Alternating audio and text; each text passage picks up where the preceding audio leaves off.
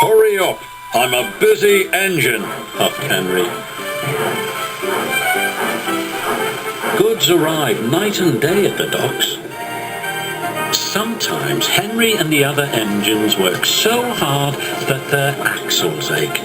Sir Topham Hatt brought in a new engine to help with the heavy workload. He was long and he had 10 drive wheels. He looked very strong. This is Murdoch. He's going to be pulling freight on the main line. Ahoy, Murdoch! Shouted Salty. Welcome, Murdoch, called Harvey. You're the biggest engine I've ever seen, cried Thomas. You're a chatty lot, Murdoch said quietly. Soon Murdoch was coupled to a long line of heavy freight cars. His boiler strained, his wheels started to turn, and the mighty engine chuffed away. Murdoch longed for some peace and quiet. But everywhere he went it was noisy and crowded. At the end of the day, Murdoch was looking forward to a good night's rest. But Salty and Harvey were full of questions. What's the longest train you've ever pulled? Have you worked Marseille? Have you ever crashed? Please, Murdoch chuffed. I want some peace and quiet, and I don't want to share a shed with chatterboxes. No need to be rude, huffed Harvey. We're only being friendly, matey. The next morning, Murdoch collected another long, heavy train. This time he chuffed into the beautiful countryside. It was splendid.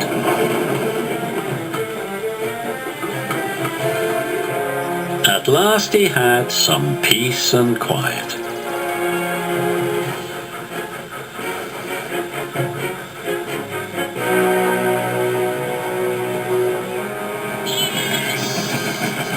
Suddenly his driver applied the brakes. There were sheep on the tracks. The sheep escaped from that field, said the driver. Through that broken fence. They tried to chase the sheep back. First this way,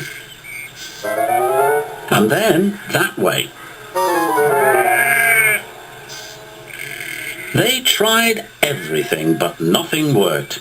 We'll never move these sheep by ourselves, complained the fireman. I'll go and phone for help, sighed the driver.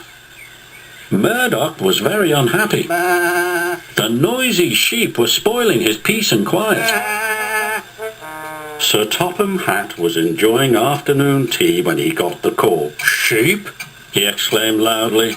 I'll send Toby with the farmer immediately. The sheep were becoming noisier and noisier. Please stop, groaned Murdoch. I'd rather be back with the chatterbox engines. Just then, Toby chuffed into view. Toby, exclaimed Murdoch, we're certainly glad to see you. Before long, the farmer and his dog went to work. And the sheep were soon safely back in their field. And Murdoch was on his way again.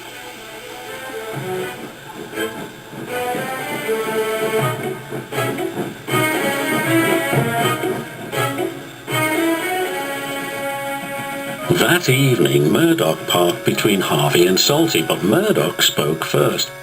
I'm sorry that I was cross, he chuffed. I'm very pleased to share a shed with you. And we're pleased to have your company, said Harvey. Aye, we are, added Salty. It reminds me of a story. Murdoch smiled. The sound of bar, bar, bar would have kept him awake, but a Salty story would send him happily to sleep.